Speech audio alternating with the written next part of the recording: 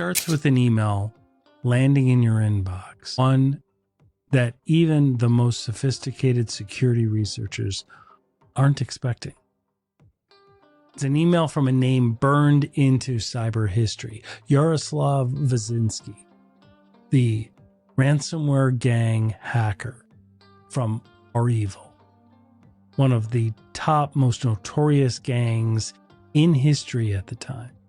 And this hacker is the one who took down over 1,500 different companies, all in a single weekend. What followed was 8 months after that email arrived of midnight phone calls, coded letters, and a confession that essentially rewrites the story of the largest ransomware attack in history, the Kaseya Ransomware Breach. It involves kidnap threats, state-sponsored blackmail, and a $70 million ransom demand that may have been a smokescreen for something much darker. And in the end, our next guest, the legendary security researcher John DiMaggio, drops evidence that the world has never seen. So let's dive in. The hacker blamed for the biggest ransomware supply chain breach in history says he wasn't even the mastermind. He was the pawn. For 8 months, he spoke to John DiMaggio, our next guest, about the shadowy handlers who forced his hand. Handlers tied to foreign intelligence, political blackmail, and threats that will chill your blood. Stay to the end because John reveals the proof they never wanted you to hear. This is Cybercrime Junkies, and now the show.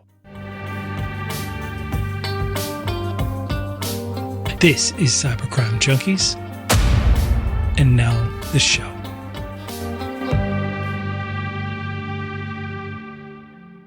So an email arrived on a Tuesday morning in February 2025, just a few months ago. The subject line of the email read the following: Person in custody, Vazinski Yaroslav. Inside was a single automated message that said, "This is a system-generated message informing you that the above-named individual is in federal custody and seeks to add you to their contact list for exchanging electronic messages." It's not the kind of message you expect to find in your inbox, but it is the kind that reminds you of something. And that is this: something big is about to happen. So do you understand, and for context, Yaroslav Vazinski is the former Fall of Rievel affiliate, the digital mercenary known as Robotnik, who executed the devastating Kaseya supply chain attack that compromised over 1,500 companies all in a single weekend. The impact of Fall of Rievel ransomware, their attacks triggered a direct in-person meeting between the sitting U.S. president and Russian President Vladimir Putin. It wasn't just another ransomware incident. It was the largest ransomware supply chain breach in history. The damage from the attack impacted 17 different countries and forced schools, pharmacies, and the entire supermarket chains offline. The world's largest to date, Europol called it. In Sweden, 800 different grocery stores closed their doors. In New Zealand, entire school networks were taken offline for weeks. What shook the world wasn't the scale of it, but it was how it was done. It was the method. It created a software, a remote IT management platform. So it was used by companies, kind of like the one I work at, managed service provider or managed security service provider. And it was used to gain remote access and to monitor things remotely for hundreds and thousands of customers all over. But once it itself was breached and they exploited a 0-day, The software update pipeline spread ransomware downstream to all those thousands of victims automatically. This cascading effect shattered trust in the very infrastructure designed to safeguard those same systems. But what's interesting is this. This attacker, based in Russia, who the US and international law enforcement generally can never touch, he was caught. He was caught while traveling. And he was brought to the United States, indicted, charged, convicted, and now sits in a Texas federal penitentiary. But what's interesting is there's so much more to this story. And that's what today's episode is about. At trial, he didn't say anything. He just went through it and was found guilty. Why did he not speak? Why wouldn't you at least explain your role and how there's all these other people? Why would you not at least defend yourself? You're in a foreign country. You're in a foreign land. You have rights here. He had an attorney. Why would they not do that? Well, watch to the end to find out the real reason, because it's not what you think. At the trial, victims testified against him. One said, "I watched my life flash before my eyes. I helplessly witnessed 28 years of blood, sweat, and tears dissolve into nothingness. I pondered the onslaught of lawsuits that would follow, the termination of business, the lost contracts, and the massive cleanup costs headed our way." Another witness described the psychological toll that this had. "The psychological impact on me," he said, "and my business partner, our entire team and their respective families, was enough to push normal people into very dark places. We even contemplated our mortality." What they're saying is this drove them to thinking of unaliving themselves. And then a witness testified that while deep in the ransomware recovery efforts, his phone rang. His father, who had been suffering from advanced Parkinson's disease, had taken a sudden drastic turn. And by the time he even reached the hospital, it was too late. He was busy dealing with this rather than spending his final moments. And at the trial and the sentencing, he testified, Yaroslav Vazinski's actions had consequences. His criminal impact and acts affected my family in a way that will never be forgotten. I was denied the last few days of my father's life, days I normally would have spent at his side, providing comfort and love. And despite all of this, Yaroslav Vazinski said nothing at trial. Absolutely nothing. Why not? Why not explain and tell some context so you can defend yourself or get a lighter sentence? The answer, well, it's as shocking as the ransomware attack itself. Watch to the end to find out why. No statement, no explanation, no insight into our evil until now.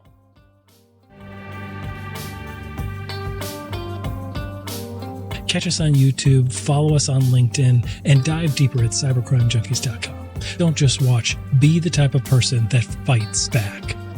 This is Cybercrime Junkies, and now the show.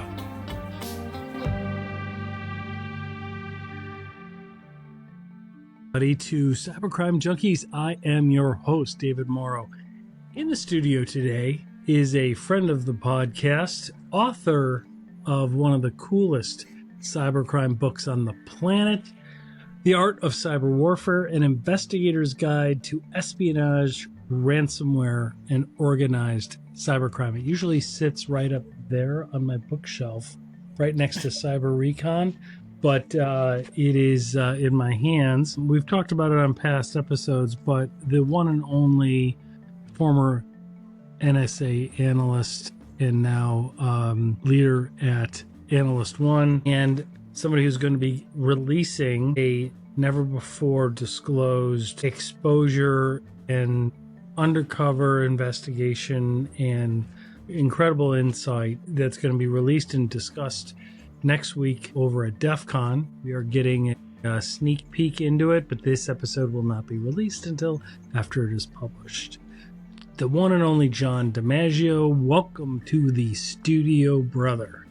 Hey man, great to see you again. Thanks for talking about my book. And yeah, I just got Cyber Recon last week and I'm reading it and I love it. Yeah, Curtis it's fantastic, isn't it? Curtis is going to be on the show in a couple of weeks. I can't wait. That's awesome. Tell him I said hello. I will. I knew he knew you. And he was going to be on a couple of weeks ago, but I hadn't got the book yet. So I was like, dude, I want to read that thing and I started reading it last night, and it was friggin' awesome. He's one of my sounding boards for my work. Yeah. So as I'm going through all this and I'm trying to figure things out, Curtis is somebody who I go to. So he helped me a lot on the back end with this research and navigating those. There's a lot of personal stress, anxiety, everything that goes along with doing this stuff. And yeah, he helped me a lot with this, but yeah, it's a really interesting story. Do you mind if I just do a brief intro into what basically the content is? Yeah, well, I just want to set this up. I just want to explain to everybody. So your book is on cyber warfare, cyber espionage, everything from nation states to ransomware gangs, etc. And then half of it is really for business owners and non-technical people. And then some of the other stuff is very tactical from your NSA days. It's very interesting. So great book, pick it up. And then you also have the Ransomware Diaries, which have been a whole series published through Analyst One. They're absolutely incredible. You went undercover, identified, helped disclose the Lockbit group, one of the most preeminent, and you were talking with them and some of their affiliates back when they were in their heyday, launching ransomware across the board. What is this new revelation and this new piece of work about? Walk us through, set it up, take it from there. Yeah, so I'm all done with Lockbit and moving on to new research. In February of this year, I got an email that I almost deleted because I thought it was spam. Was it from me? Was I pretending to be like a Russian ransomware? I've got you on a block list, so I knew it wasn't. I figured I didn't think my emails went through anymore. Right. No, so it was actually from... It was called, the domain was called Cores Link, something like that. And the title of it was Correctional Inmate Yaroslav Vasinski Communication Request. And and I knew the name well because back in, I don't know, late 21 or 2022, I had written like a 50 or 60 page report on Rievel, and it covered Vasinski. So when I saw it, I wasn't sure. So I checked out the domain. It was legitimate. And rather than click the link, I just went to the domain, created a legitimate account. And sure enough, once I had my account that matched my email, there was a message. And it said, hey, I want to talk to you. So now, I was... For those who don't know, I'm just going to pause you once in a while just for context.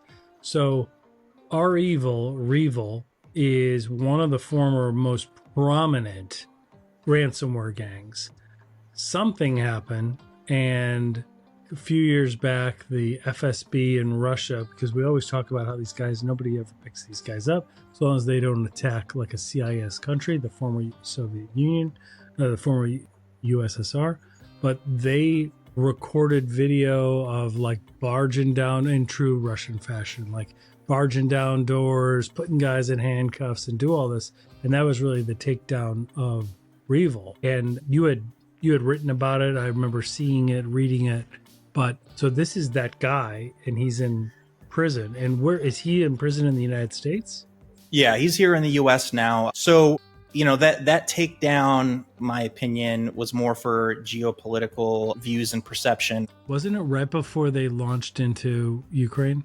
It was. Didn't they did that? It was right like a before month or two before that. That's absolutely correct. And there were a couple of key players in there, but a lot of those guys were either affiliates or launderers, things like that. And I got a lot of good information on what actually happened with those guys in Rievel during this research. But I guess most important part is Yaroslav Vasinski is the hacker who was convicted of being behind the Kaseya attack, and Kaseya is an MSP. And what happened is when they were attacked, their pipeline to all of their customers that was designed for protecting them was leveraged to introduce ransomware that locked up all these systems from around the world. You had critical infrastructure, you had schools, hospitals, businesses just taken down in the blink of an eye. And it was a big deal. Yeah. So we've had, Robert Ciaffi is a owner of a MSP out east, and he does a lot of talks, and he talks about this. I believe his was tied to the Kaseya breach, where a lot of IT companies use these tools for remote access and stuff, and they were using Kaseya. These guys went in, exploited, either was it a 0 day or not, but it was a 0 day. It was a 0 day. So Kaseya hadn't been able to patch it yet. They went in, and then from there got to all of the different IT companies and all of their clients, and then encrypted all of them. And then ultimately this guy, what's his name again? I know his name. Vasinski. Yeah, okay. And he was eventually apprehended and taken down. Yeah, he told me, the attack took place. I was July 1st when it actually was executed. I'm sorry, July 2nd when it was executed. It started on the 1st, but it was actually executed on the 2nd.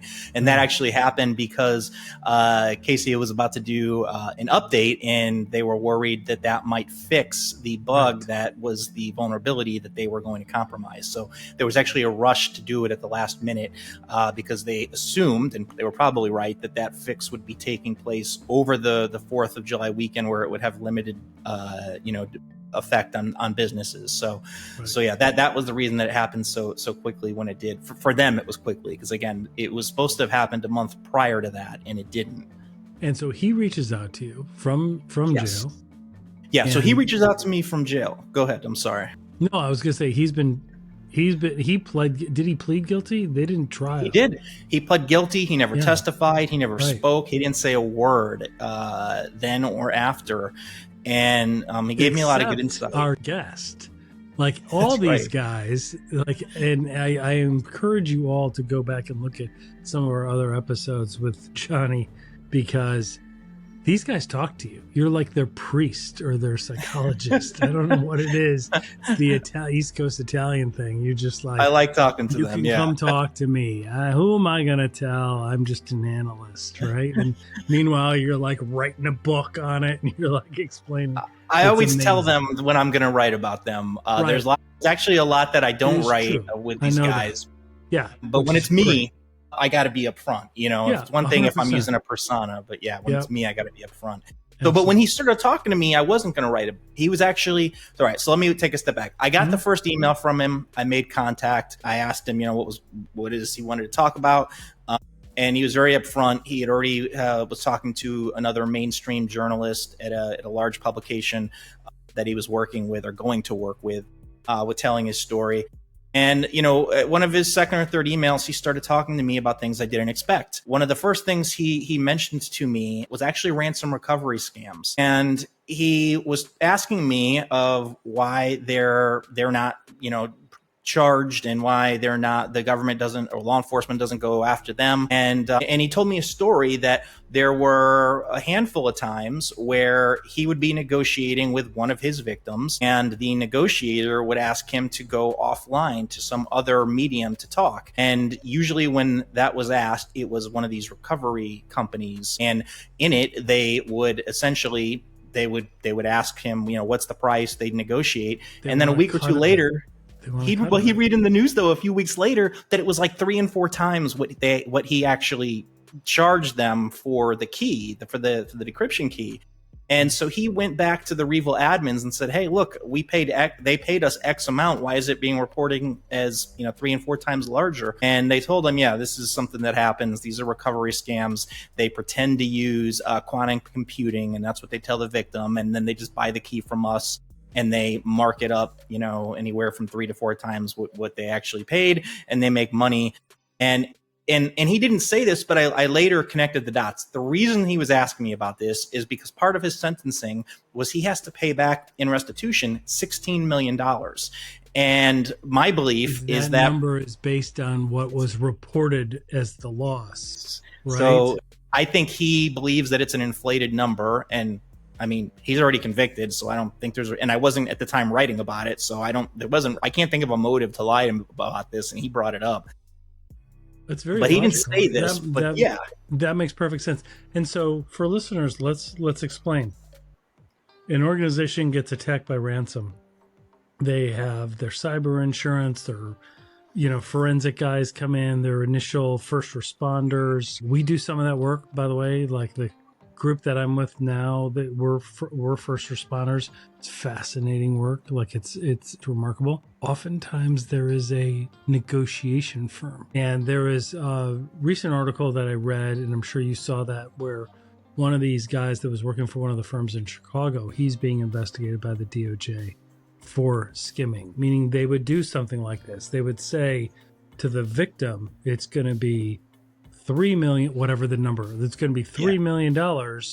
Meanwhile, they've already negotiated with Russian ransomware gangs or wherever they're located, depending on the breach, for 1.5 or for 2, and they're keeping the extra, right? And I don't need to tell anybody that, but that's terrible and needs to stop now, because that's bad. That is bad all over. That would be like an emergency room or a ambulance driver coming to the scene of an accident and being like, well, we're going to take a piece of your bill, or we're going to you know what I mean? Like we're going to steal money out your wallet while you're in the back of the ambulance. Yeah, exactly. You're there to help. Like those guys need to be thrown away. Like that has got to stop.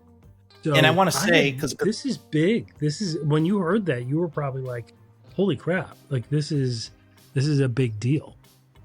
It is a big deal. And I also think it's important to say that 95% of negotiators are legit. And it's very easy to tell. When you go to these recovery companies' websites and they talk about quantum computers, you should know right then it's a scam, because this technology doesn't exist. Exactly. Yeah. Is that what they said? They literally were like, we use it's on their websites. Computers. It's on their websites. Really? I went and researched it when he said it. It's literally on these companies' websites. They're complete frauds. Crap. That's fraud. Like it doesn't exist, because if that existed, attackers, the ransomware gangs would be using it. Like that. What quantum computing does is it decrypts everything. Like all of the encryption that we know of goes away when quantum computing actually becomes real. And it's a matter of years. It'll happen eventually, but then the defense to that will happen, and it'll just be an industry pivot, right? And it's not going to be one of these companies. It's going to be a government, with vast resources that develops this. It's not going to be some people at a recovery company. 15 guys in an office. Right? Yeah, exactly. Exactly. That's awesome. So that is big. So when you hear that, that must have really triggered you to be interested. It did. His next conversation was actually about SolarWinds and Kaseya. He wanted to know why SolarWinds was prosecuted for not having their security guidelines up to where they were supposed to be as an accredited organization. There's supposed to be specific standards that are met. And he saw this same logo and claim on Kaseya's website. And according to him, they had default passwords, really weak passwords on public-facing infrastructure and things like that. I can't confirm whether he's telling the truth. But again, if anybody would know, it's him. And at this point, the dude's already in jail for 13 years. He's convicted. No reason to lie about that. He's got and think about it. He's got no reason to say they made it easy because they had admin as their password or 1 2 3 4 5. Like there's no reason for him to say that.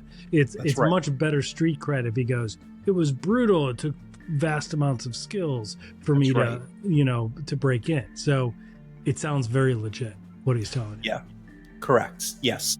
And one of the things I did when I started talking to him is, I got in contact with some of the investigators at the time, law enforcement, and I talked to them, and they gave me some information that's not public, and it's still not going to be public. But I asked him questions around these non-public facing facts to determine if he would tell me the truth or not. And he did. And then later, I would reword these questions in different contexts to see if any of the answers would change, and he didn't. And I did this to evaluate him, to sort of get an idea of whether he was telling me the truth. And in all of those cases, he was telling me the truth. That's incredible. That's incredible. So where did it go from there? What happened next? So we started talking. He would have 15-minute calls, if that's what the prison allows us, these 15-minute calls. He would call me, we'd email, we started talking a lot. Like, every day we would either email or talk. And eventually he asked me if I would be willing to, write an article on research around him if he told me his story. And going back to originally, he had this much broader, well-known journalist. I actually recommended to him that he go that route, but he felt that, he told me a quote. He said, from where I'm from, there's an old saying, it's like, don't take a bet from the person offering you a bet. And I'm like, I get it, but I'm telling you, this person's going to give you broader coverage.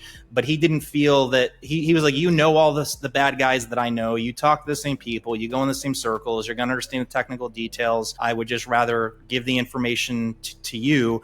He speaks well in Russian, but writing it, in English, but writing it's a little bit broken. He just felt that he was more comfortable talking to me. So I said, okay. And we kind of went from there. So you got the exclusive from him. So wow, that's impressive.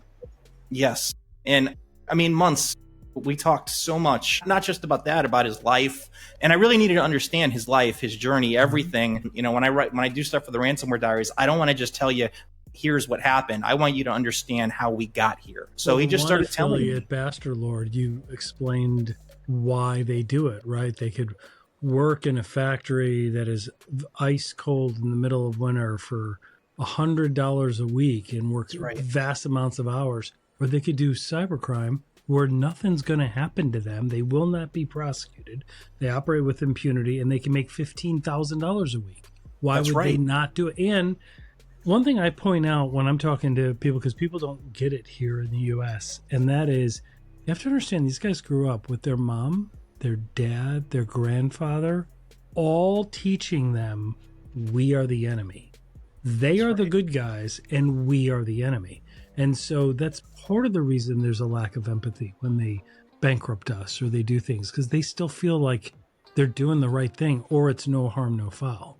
And so that gets into the mentality. 100%. You're dead on with that. As Wyszynski really opened up to me, he told me this most amazing, crazy story. And as I tell you this stuff, it's going to sound pretty crazy, but if, when you go read the report, you'll see many more details.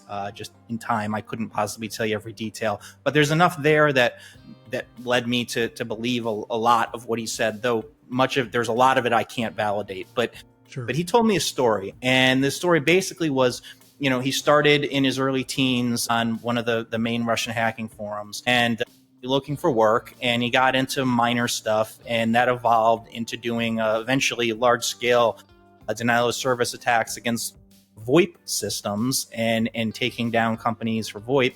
And then he started getting requests for work from what he later believed that were from Russian intelligence agencies. And he said they were often around election times, not just the US, but in other countries as well. And he started to be able to determine how to know it was them, because they would come to him, they would talk to him, and they'd ask a ton of questions and details. And then they'd disappear for a few weeks, and someone would come back with a different persona and ask for the same job and be ready to pay for it. And then later he would see headlines and things and realize that he was doing work for an intelligence organization. Wow. And as that relationship progressed over time, they essentially came to where he was working for them primarily. That was where most of his work was coming from. And when he started working for ransomware, they really became interested. And the way he got into ransomware was he actually found a way into a ConnectWise server that connected to all these remote systems from corporate organizations. And he posted it up for sale on one of these forums, and he was only asking for $300. And he got a message from an account by a name that I know well from when I was working with Bastard Lord. His mentor, Lalartu, I struggle with that word, who's well known for being, he was one of the key guys in the Gan Crab ransomware group. And then Rievel, he's the one who recruited both Bastard Lord and Wyszynski into that group. And he's just sort of well known within those circles. Lord too told him, he said, hey, you're asking for too little money, but more importantly, this is too vital of a resource. I can make an introduction for you. You can make far more than $300 of this than this. Take the post down. And Wyszynski did. And the introduction that was made was to persona known as Unknown, who is or was the leader of Rievel ransomware. Wow. So did he walk you through the Rievel takedown and why that happened? He did. So let me walk through some of the things that happened before he got there. So before he started making money with ransomware, he was really tight on money. He was in his third year at a university in Poland. He was spending more time on his studies and his girlfriend, and he couldn't pay his tuition. He was getting ready to get expelled. And at the same time, his girlfriend's father he needed a new kidney. He was going to die. And his grandmother got stomach cancer and needed chemotherapy that was going to be around $2,000 for every session. And he asked first he asked Rievel for a loan, and they said no. And then, or I should say, he asked Rievel for a loan actually after the fact. But he first asked these guys for a loan, and the initial answer was no. Then he asked Rievel, they said no. And eventually the intelligence handler folks came back and they gave him money. And that was his worst decision because now he was in debt. Now they own him. Because now they own him. Yeah. So he started doing ransomware attacks, and like I said, the interest grew greatly. I don't think anybody realized how technically in depth he was in his understanding. He's one of the smartest people I've probably ever come across on the criminal side. He's extremely intelligent. Yes. Yep. And he got a lot of success very quickly, and Rievel brought him into their inner circles. And he got to a point where, he paid his tuition and he had some money and paid off his debt and got his family as much taken care of as he could. Unfortunately, both his grandmother and his father died. His grandmother and his girlfriend's father died. Right. And once that happened, this was about, a year later, 8 months later, that they actually passed. Once that happened, he started to think, maybe this is karma. I'm doing a lot of bad things. Bad things are happening to me. Maybe this is why. And he took a break from Rievel. He thought he was going to quit completely. Yeah. But when he walked away, his intelligence handlers did not like that at all. Well, I was just about to say, because it is organized crime to a degree. And like a lot of people that get involved in organized crime, after they see the harm and it comes too close, they want to get out. But they can't, right? That's why there's a Godfather 2 and Godfather 3. Like, that's right. There's a reason, right? Like, you can't get out. That's the whole point. So, but I imagine that certain ransomware gangs don't really care. They're opportunistic. They might let somebody out necessarily, but the FSB or the Russian intelligence group, whoever it is, they probably won't. That's my guess. That's correct.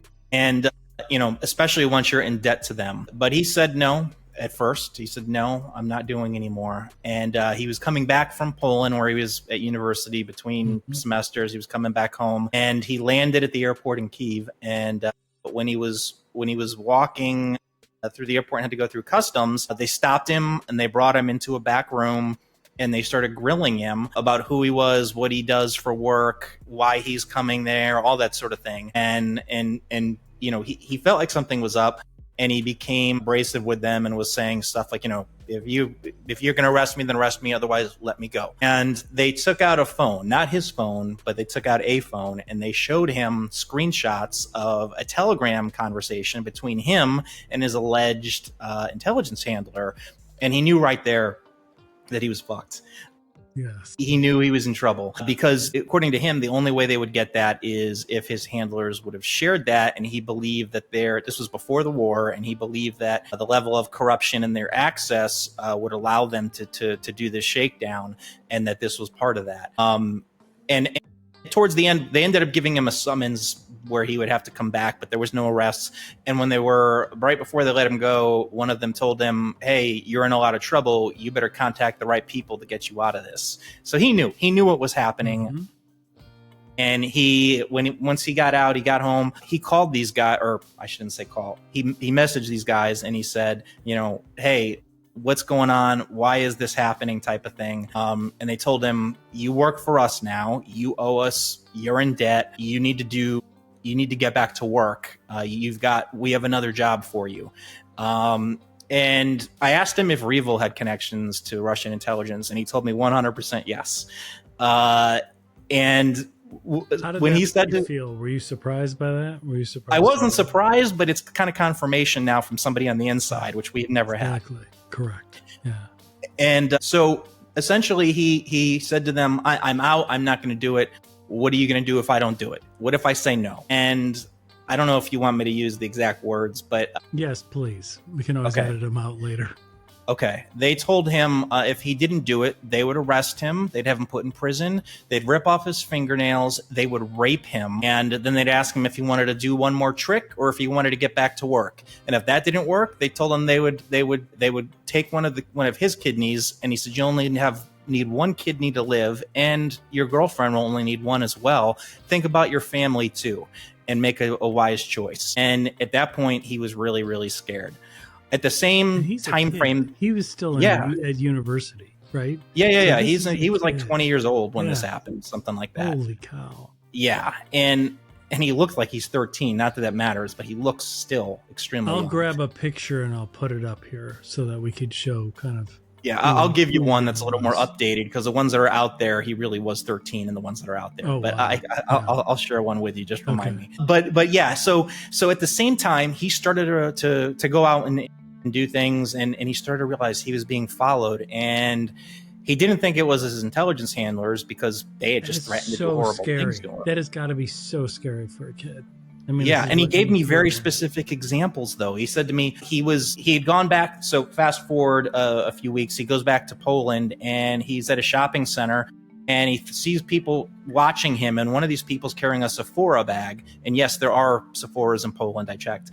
They're carrying a Sephora bag, and the shopping center he was at, there's not a Sephora, and the closest one is downtown. And he's like, even if you came here from shopping there, you'd leave it in your car. You wouldn't carry it with you. Mm-hmm. So they were just little details like that. Another one was they had a maintenance worker, and they were at a store that had been closed for 2 years, reading something about some sort of a tour type of thing that hadn't been active for 2 years. Cars that would follow him that had double zeros on their license plates, something that he claims is an association to government and law enforcement. And just things like that were happening that really spooked him. Long story short, to get to the important part, he decided that he really didn't have a choice at this point, according to him. He had to. There was no way. Because just imagine that. Like we hear about things like this a lot, right? When somebody's trying to get out of organized crime, or somebody's trying to get out of a government agency, right? I mean, it's very similar. And you spend your whole life looking over your shoulder. That's right. And he admits that he was doing ransomware attacks before this. Mm-hmm. It's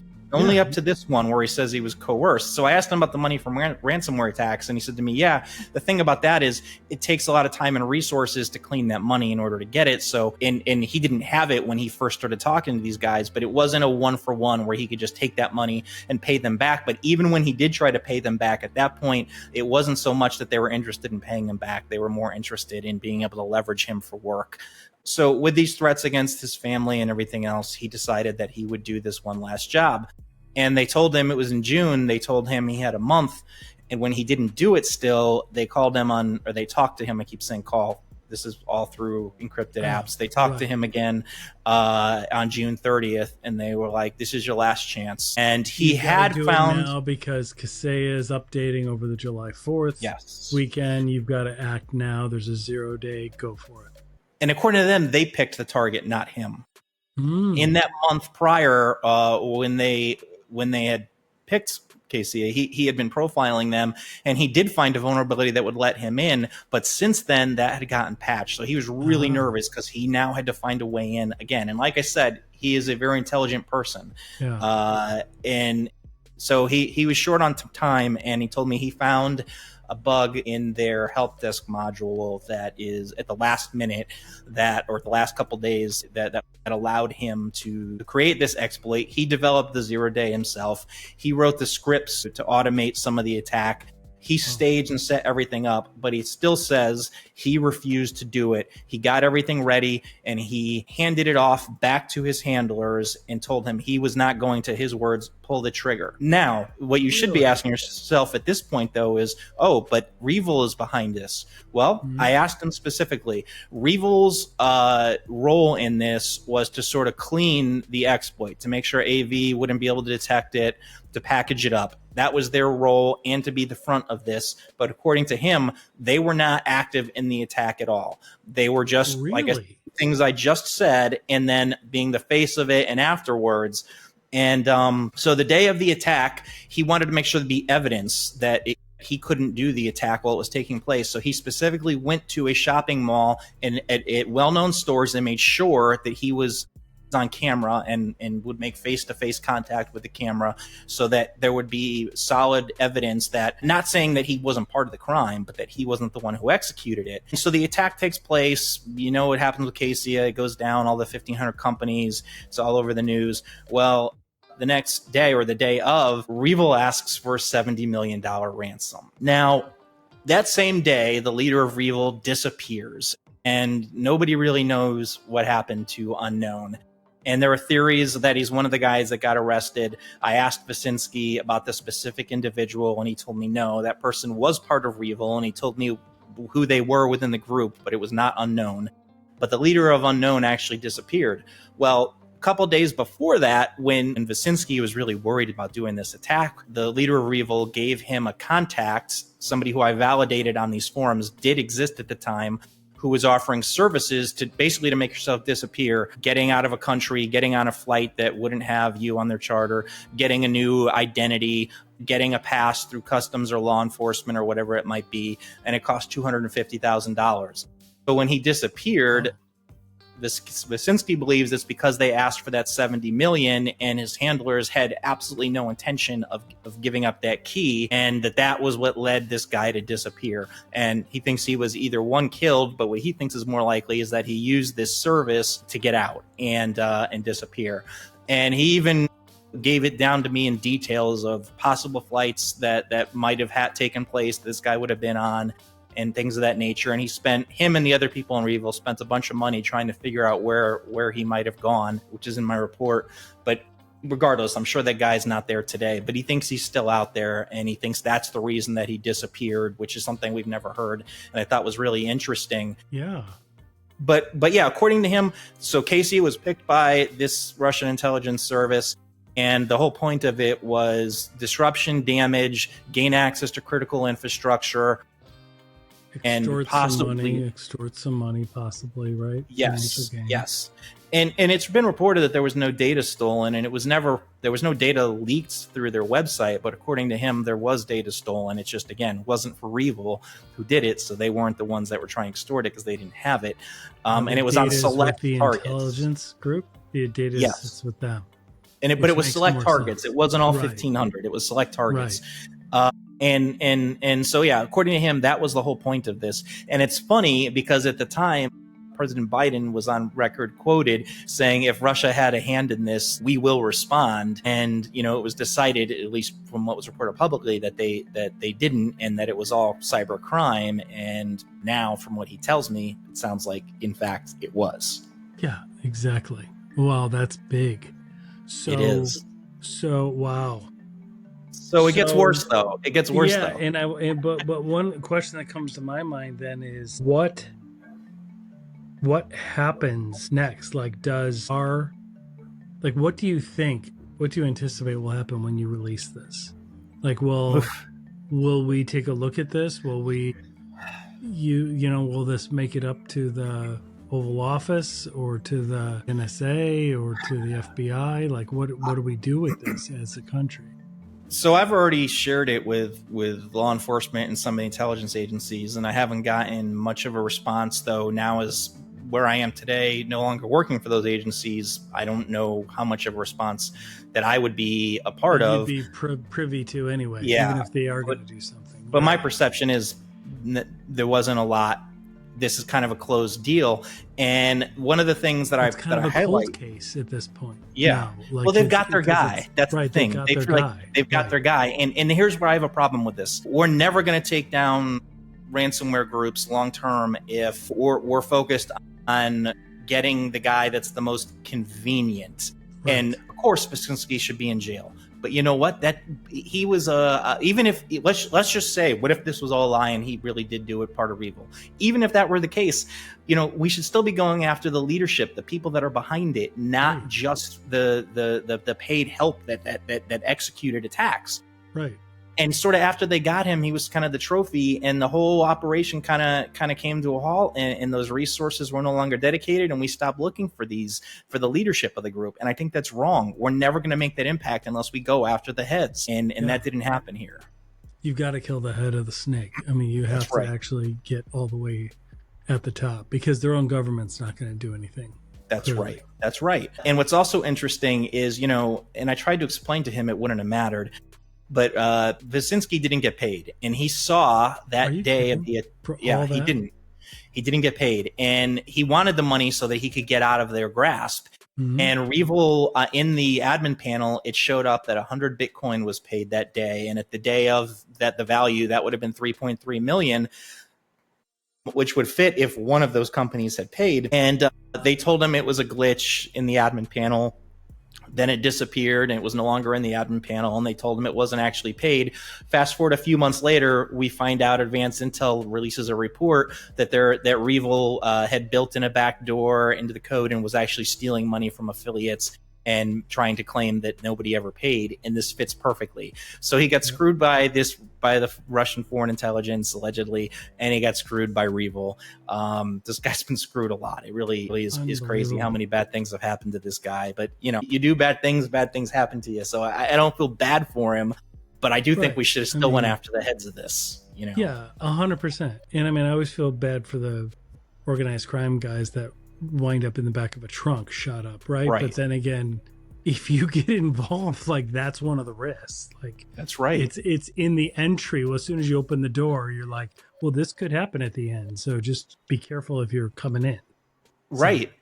And when he, got his lawyer and everything, the first thing they told him was, a family friend already reached out to us for you, and negotiated sort of a discounted price for us to help you. We're very familiar with your case, type of thing.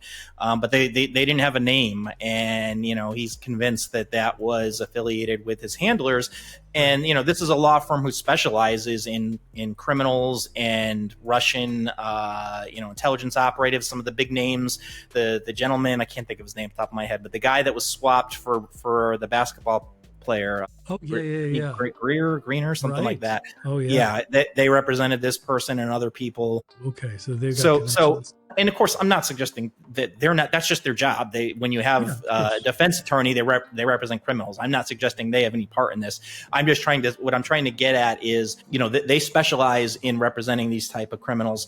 Somebody had contacted them ahead of time. He's like, it wasn't my family, like this person told. The law firm obviously doesn't know who it really is either. But it does introduce the question of, maybe they were trying to get him, some representation for this. And, when the firm represented him, they were like, there's so much evidence against you, you should just take the guilty plea. He did, but that also meant, not talking, and he never said a word about exactly why what they negotiated. wanted. That's exactly why they reached out to the attorneys first. Yes, that's correct. Because they're like, we will pay you, boom. But he doesn't talk. There's no public statement. Well, Wyszynski had to pay for it himself because his family had to sell everything they owned to pay for this. So yeah, his mother and stepfather, even his girlfriend, they sold like their houses, their cars, They took bank loans. Yeah. So it's not just him that's he might be in jail, but his family is suffering from, these choices as well, unfortunately. And, it's a bad situation. And I asked him, I said, well, aren't you afraid to tell this story? Like, what's going to happen publicly? And his response to me was, I'm already afraid. At least if something happens to me, people will know what really happened to me, and that I'm not as bad as he said. I might be bad, but I'm not as bad as people believe that I am. Yeah, type of thing. So it's just one of these stories that's just crazy with all the twists and the turns that took place in it. The surveillance, the FSB hand. I'm sorry. I just cut that out for me. Yeah. It's a crazy story with the intelligence handlers. It's just the intelligence handlers. Nobody knows what agency. He wouldn't tell me the specific agency, so I don't want to make the assumption. Of course. But yeah, and he wouldn't give me names when I asked him names. He told me he's not going to put that on me or him, because if he does that, he's definitely because then his life is in jeopardy. So could be yours, because right. And so that was actually pretty cool that he's like, I'm not telling you. Right. And not because if he did, me, I'd be reporting it if he did. Yeah. And it's just, that's a smart, like, you don't want to know that stuff. Right. So, right. Okay. So, wow. So did he explain why they took down Rievel? Like, why did they, what happened there? Yeah. So, with the fallout of the attack and with the leader disappearing suddenly without the head there, nobody knew what to do. So they decided, with all the heat, with their leadership gone, they should take the servers down, and that's what they did. And this was confirmed several months later in September, when somebody else took over and restood the servers up. That person, so before the attack, he had a meeting, which he said has never happened before, on Tox. It's an encrypted communication app. They had a meeting with him and 4 other people at Rievel, and he said this is not the norm, this never happened before, but it was essentially to discuss this handoff and what their role would be and how everybody should react. And one of those people was a guy named One Day. It's 0_New Day is his handle, but One Day. And he was the one who was a back-end developer and did a lot of the stuff with their cleaning their exploits and things like that. But he's the one who had all the keys and had all the infrastructure backups. And according to Vasinski, that was the only reason this person became the leader, is because he's the only one that had the access once Unknown disappeared. And this was confirmed in a post by One Day on one of the forums explaining this. So that part we know is true. But they tried to come back, but there was so much heat on them. And then the article came out from Advanced Intel about the back door and them screwing over affiliates, and they presented code for evidence, and that was sort of the end of Rievel. There was a second coming of it, but that wasn't the actual group. That was someone who had they sold the builder to and some of their resources.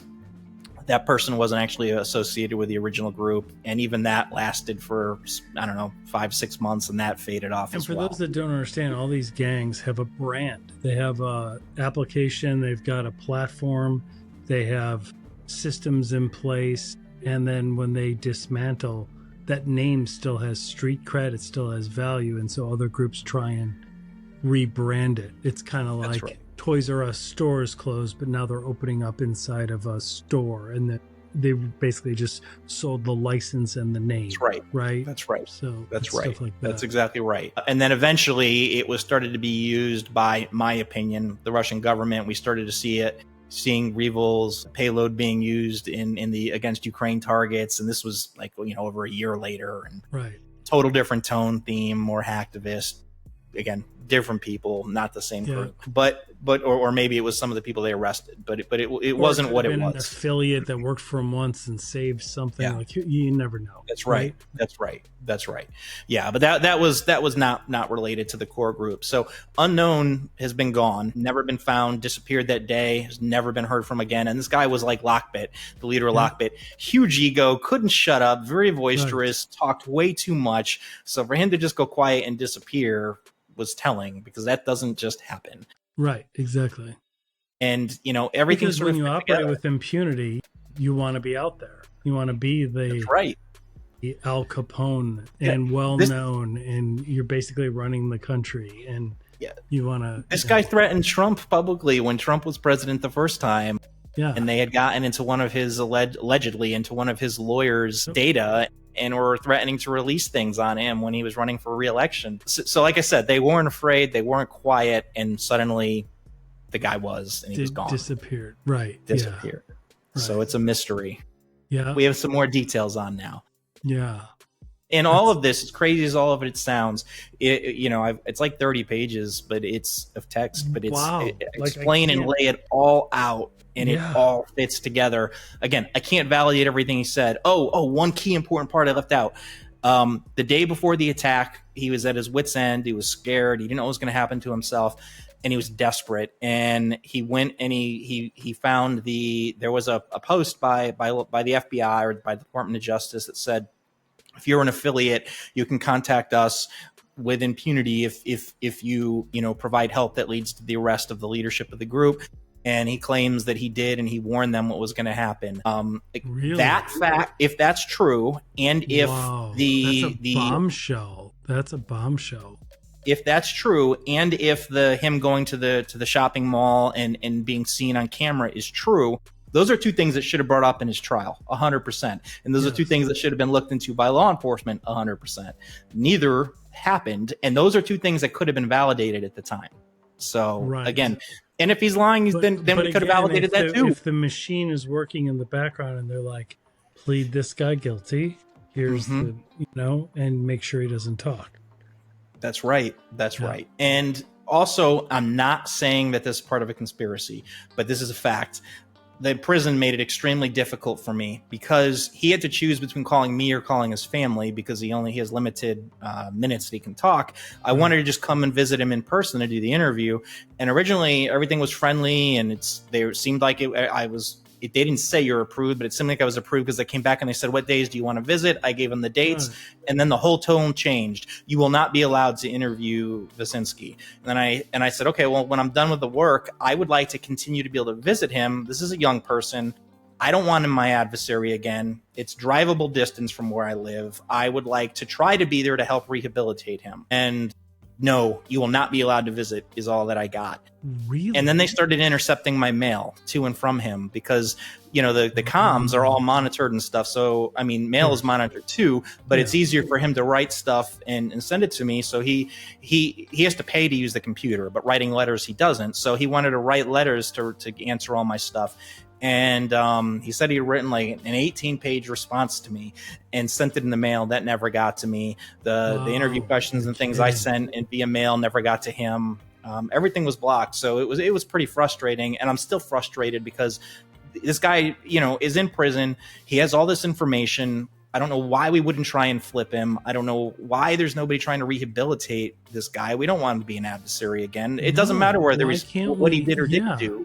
Let's try and stop that. Rehabilitate him, have him work. I mean, you've seen cyber criminals that have done horrible things. I have friends that are cyber criminals that we've had them on this show. Yes. And now they're on the good guys' side. Yes, and this guy has good in him. He does. That's the thing. Right. Yeah. So why would we not take that approach? It makes no sense to me not to do that.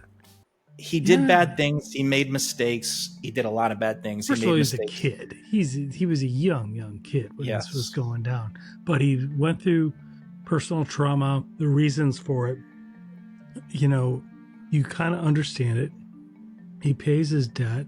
Like, give him a chance to earn that back. And he'd be able to, think of the help that he could give us in understanding it. It's like, no. When you see this is really what they're doing, right? And we wouldn't know that because he was on the inside. Like, that's right.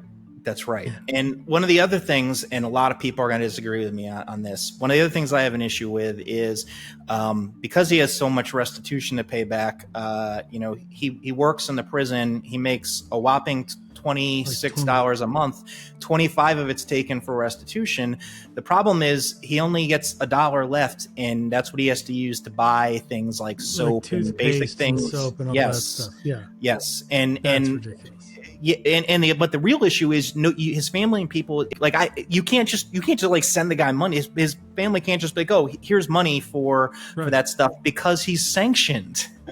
Right. So they can't send him money. So it's a tough situation. And again, I'm not asking you to feel sorry for him, but he's still a human being. We should be trying to rehabilitate him, but he should have the same things that every other criminal. If a murderer or rapist can get soap and things that he needs in prison, then so should a cyber criminal who did not ever do anything that was a violent crime. And again, I'm not trying to sound like I'm empathetic to what he did or to make it lighter. I'm just saying we should treat him the same way we treat other criminals that are in prison. Here's the thing. So and I've had this comment made about us, like, oh, you guys are glorifying cybercrime. I'm like, no, we're not.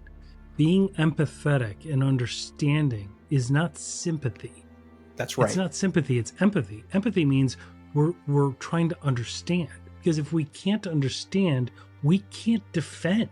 That's right. Like, this is a new age of crime. Like, if you can't empathize with it and understand why are they doing this, then you can, like, once you get that, then you're like, okay, let's defend this way now. And it changes because now you know what their motivation is, their modus operandi, their TTPs, etc. That's right. And in addition to that, you know, like, I mean, I've talked to this guy's family. I mean, I feel like I know him probably better than anybody else in the United States does anyway. And like I said, he did bad things, but he has good in him. Like, I truly believe we could. Too. And right. I think he would work. I think we could convert him. We could rehabilitate him. I think that he would talk if the right people in the government talked to him and treated him with decent, you know, respect as a human being that you'd give anybody else. I think that he would help. And God knows we need help in combating ransomware. This guy has all this inside knowledge. So why are we not talking to him? Yeah, I mean, they're kicking our ass. Like, if it was a ball game, it's like 1,050-7. Like, we're not winning this battle right now. And it's not even that he's asking to have his time let off. He just wants to have, like, a job in prison where he can buy the stuff that he wants and things like that. Like, this guy's at a desperation point. And again, I know nobody's going to feel bad for him, and that's not what I'm asking. I know. I just want to repeat it. We just should treat him the same way we treat other criminals. Yeah, absolutely. So let me ask you, thank you so much for sharing this. This is a remarkable freaking story. Like, I can't believe now so many things make sense. When I've read about it before, I'm like, okay, now I get it. Like, now you can connect the dots. So this has got one thing I wanted to ask you is, this has got to play on you. Like, this has got to have an effect on you. When you earn the trust of these cyber criminals, right? It's got to haunt you at some point. Like, some of the stuff that you know, or you fear for your family or your safety. Like, what are some of the things that still haunt you today? Like, well, I mean, yeah, it takes a big toll. You know, one of the hardest things for me actually wasn't that part, though I am going to address that part of the answer. But one of the things was just, I've got to know this guy so well, like separating the person from the crime. Like, he did bad things. Clearly there's some ethical issues there. So it's sort of separating that and making sure I stay on task of remembering he did do these things. He's not innocent in this type of thing, but still maintaining, you know, an empathetic approach and not trying to judge him, but more trying to get the relevant information so that I can help us defend better against it, understanding the human side behind the attack, understanding the details and sharing what really happened that day. All of that is very important. But yeah, it does take a toll. You know, I'm on vacation and I'm taking calls from this dude and having to you know, leave what we're doing so I can talk to him and plan events around it. Obviously that you know, affects stuff when I'm trying to spend time with family or friends or whatever I'm doing. Mm-hmm. And yeah, as far as the safety thing goes, you know, it's kind of this, I accepted that a long time ago when I started doing, you know, back when I did undercover stuff, and as well as when I started reporting when I'm actually talking to some of these guys. I've had death threats before and things. So I feel like I've already crossed that boundary, so I continue to do it. But of course, it's something I think about, and of course, there's a massive amount of anxiety and stress that comes with that. But I feel like I have the opportunity to make a difference, so I do. Absolutely. Well, and we're all grateful the country's better off that somebody's doing it, right? Because I think we always assume people are doing it, but I look around all the time and there's not that many. So right. You know, it's like a calling for me. So it's something I have to do. Yeah. So one thing I wanted to ask you is, there's a lot of myths and misperceptions, right? So when people that aren't in this world and they think of ransomware gangs or cybercrime gangs, and they probably picture what Hollywood has depicted as, kids in hoodies on laptops, like doing stuff like that. What are they dangerously underestimating?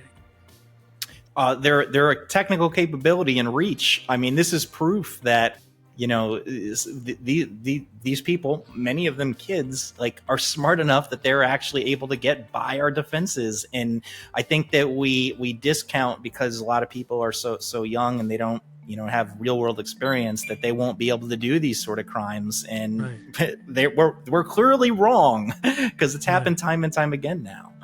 Yeah, absolutely. And then people always ask me, like, well, why can't we just arrest these guys?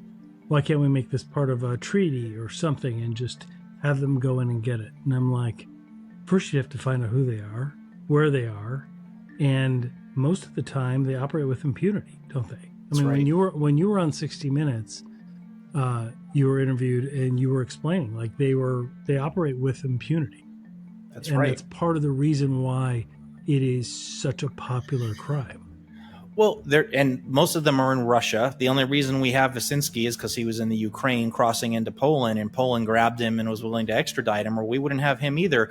But again, this story basically explains it. If it's true that Russian intelligence was behind this, and if you were in Russia, obviously they're not going to play nice with the United States and give that person up, because that person would tell them. So these guys, they don't get arrested.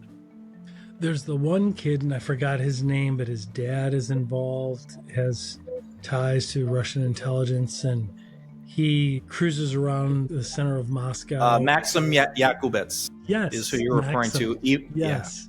He has the license plate that says thief in Russian on it, and he'll cruise around in, like, his Maserati, pull over, do donuts in the That's right. in the main thing, and then pull over and sit there. There's pictures of him just talking to cops. Yeah, and they're not going to touch him. They're not going to touch him.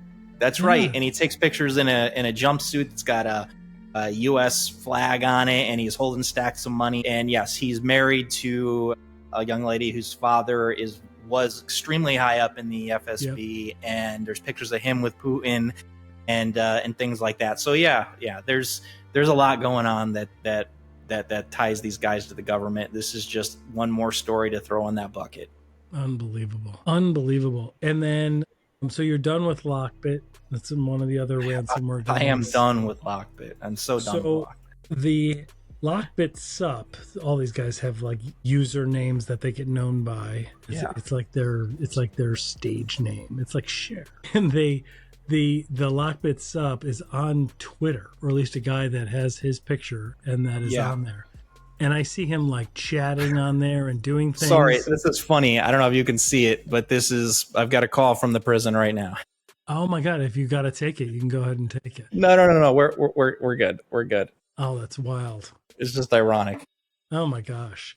Yeah, I mean, this isn't live. This isn't a live stream, because we're waiting until after you publish to release this. So he doesn't know that we're talking right now. No, I mean, he knows that there's media around this. He knows what's going to happen with it. But yeah. I just thought it was funny that the phone rang from prison as we're talking. Oh my God, that's hilarious. Anyway, you were saying about Lockbit Sup. Yeah, so is that really him, do you think? And on Twitter? Yeah. I mean, he never used social media before, but then he got banned from forums, things like that. He said he'd never be on Telegram, and he is on Telegram. Right. So I don't know, because I'm kind of done with him at this point. Yeah. And so I haven't dug into it. So I'm honestly not sure if that's his real account or if that's somebody just, pretending to be him. Yeah. Exactly. I just don't know. Yeah. So one of the ways you've gone undercover for these gangs, for some of these gangs in the past, and you create these sock puppets, basically avatars, like personas, right? That's right. And then walk us through, just generally speaking, without disclosing anything confidential, like, how does that help you? Like, you're able to leverage it and get information, and they can open up. You can pretend to be somebody, like somebody that wants to be an affiliate, maybe, or wants to be part of one of these gangs, almost apply for a job there, so that way you can get inside the inner workings. Well, that's a remarkable feat. What I do is I'll talk to them as myself, And then to validate information, I have these fake accounts that are running those circles too, and that are on these forums. And when they tell me things, even if it's a lie, I'll take that information and either reframe it in a different light or present it to the people around them, or to sort of see what the reaction is or what they say. And that kind of helps me, one, get a feel for if what they told me is true. Right. But often their response will give me more information or give me another thread to pull on to fill in those missing pieces of what I don't know. And that's these days anyway, that's how I primarily use it. The last time I did a completely covert type of thing was before the Ransomware Diaries 1. But since then, because they all know who I am, I usually do a combination. This is the first time where I haven't done that combination. The guy's already in jail, so I just talked to him as myself. But normally I would do both sides at the same time. That's great.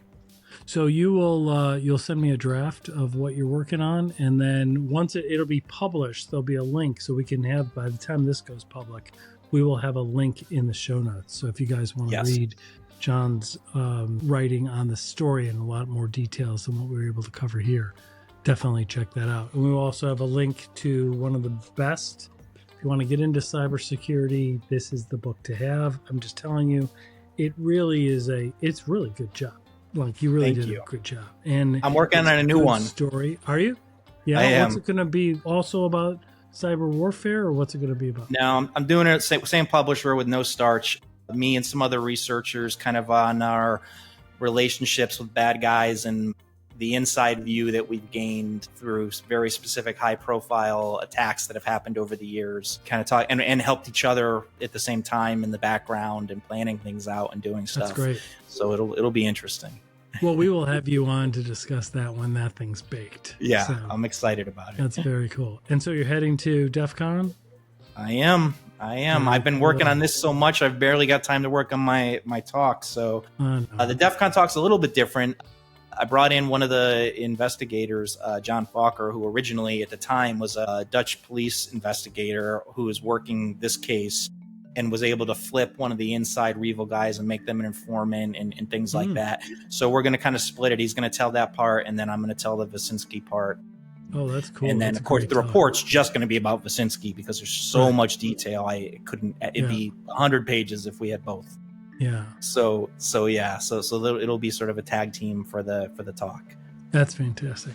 Well, Johnny, I wish you the best, man. We will talk soon. Send me that so I can read it before I. Yep. I'll send it as soon as we're done. Post production, and we'll go from there. All right, man. Thanks for having me on. Thanks everybody for listening, Johnny. Thanks for all the work you do. I can't wait to see the book, and I can't wait to get my hands on this and read it. So this is a great story, and I'm glad that these guys trust you, because look at what you've done. Like you see the sense of fairness there. That's really key. Because that's the biggest thing I'm criticized about too, but you can't have it both ways. I don't get the intel but get their trust and not get to know the people themselves. Yeah, exactly. They're still humans. So they're still you just humans. Want them to not hurt us. And if we can leverage their skills for us and for helping defend organizations, why not? I think everybody wins then. I believe 110% if I was able to get involved with law enforcement and rehabilitating this guy, that we could do a lot with him. But again, there's got to be an interest there to do that. So I know. Hopefully this hitting the world will help open some of those doors. Well, we will keep tabs on it. So thanks for all you do, man. Appreciate it. Yes, sir. Thank you.